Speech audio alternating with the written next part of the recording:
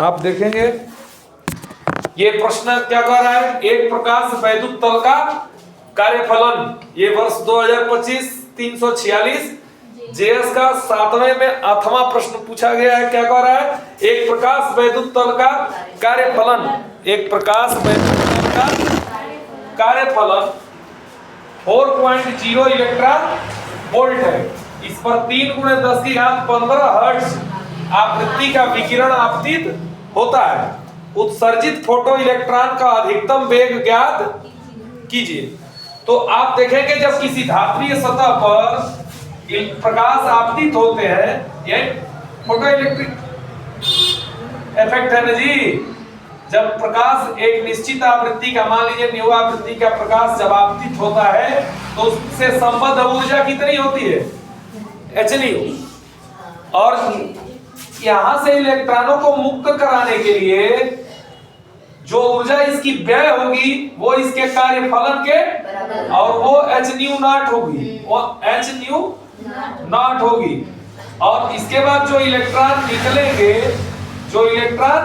निकलेंगे शेष ऊर्जा उनको गतिज ऊर्जा देने में प्रयुक्त होगा, ये आपके के लिए, ठीक है। तो सॉल्यूशन में आप देखेंगे यहां दिया क्या है, कार्यफलन 4 इलेक्ट्रॉन वोल्ट है, कार्यफलन W बराबर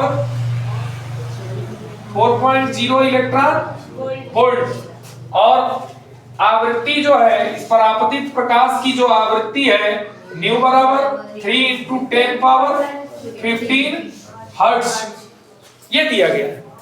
और इसका अधिकतम वेग पूछा जा रहा है कि ये जब इलेक्ट्रॉन मुक्त होगा तो वो कितना अधिकतम वेग प्राप्त करेगा। तो चूंकि फोटो इलेक्ट्रिक प्रभाव के प्रकाश वैद्युत समीकरण के अनुसार, प्रकाश वैद्युत कौन दिया था, प्रकाश वैद्युत आइंस्टीन के प्रकाश वैद्युत समीकरण के अनुसार, प्रकाश वैद्युत समीकरण से या समीकरण के अनुसार क्या होता है,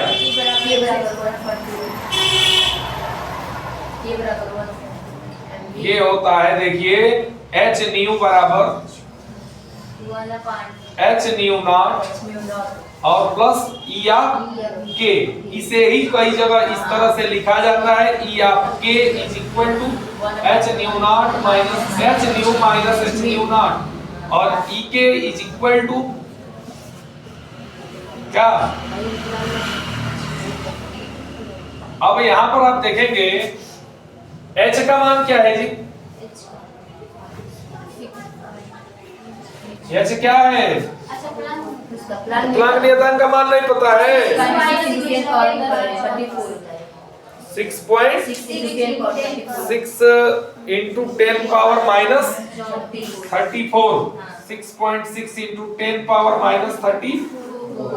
न्यू का मान कितना दिया है, 3 into 10 power 15 माइनस ये hν0 का मान ही दे दिया है कितना, 4.0। तो 4.0 इलेक्ट्रॉन वोल्ट है। इलेक्ट्रॉन वोल्ट को हम जूल में चेंज कर दें, कितना होगा, 4 में हम किससे मल्टीप्लाई करा दें, 1.6 into 10 पावर, यहाँ हम लिख लेंगे 1.4 into 1.6 into 10 power minus 19 joule. तो 10 पावर माइनस 19, ये देखेंगे E ऑफ K बराबर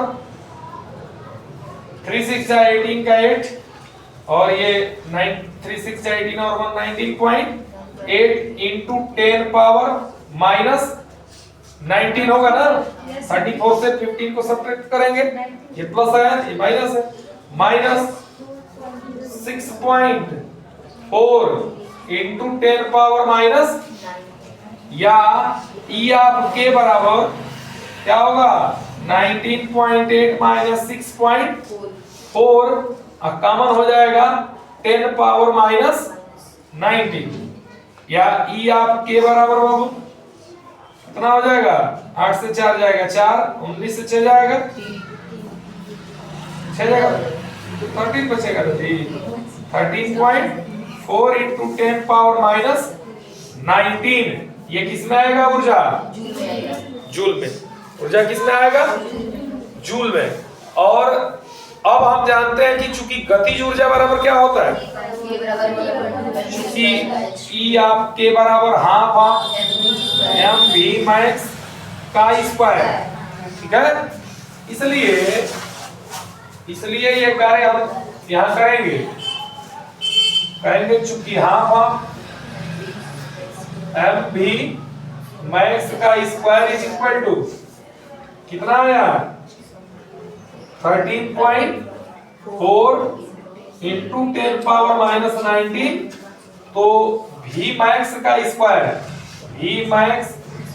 square is equal to 13.4 into 10 power minus 19 और 2 जाएगा मल्टीप्लाई में और अपान स्मॉल तो ये किसका मास लेना है?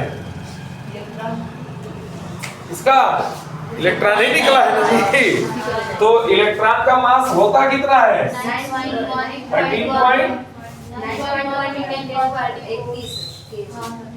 into 10 power minus 19 into 2 upon 9.1 into minus 31 तो V square of max is equal to अब इससे इसको हम मल्टीप्लाई करा लें 2 4 जाए 13 2 जा 26.8 upon 9.1 I into 10 power minus 19 plus 31 ठीक है। तो 26.8 और में 9.1 से डिवाइड करेंगे कितना आएगा? 2.945 क्या आएगा? 2.945 अरे और इंटू 10 पावर कितना बचेगा? 12 तो V max is equal to क्या हो जाएगा?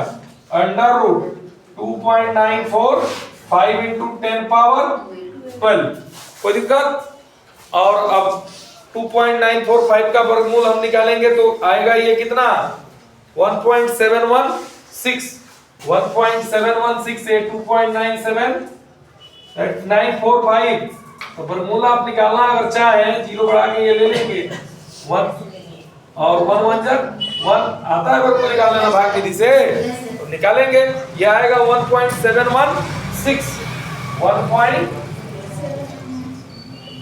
1.716 into 10 पावर 12 का 6 हो जाएगा ना और ये आ जाएगा मीटर प्रति सेकंड।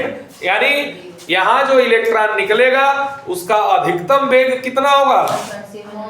1.716 into 10 पावर 6 मीटर प्रति सेकंड। ठीक है, नहीं कर पाएंगे इस तरह के प्रश्न अगर आए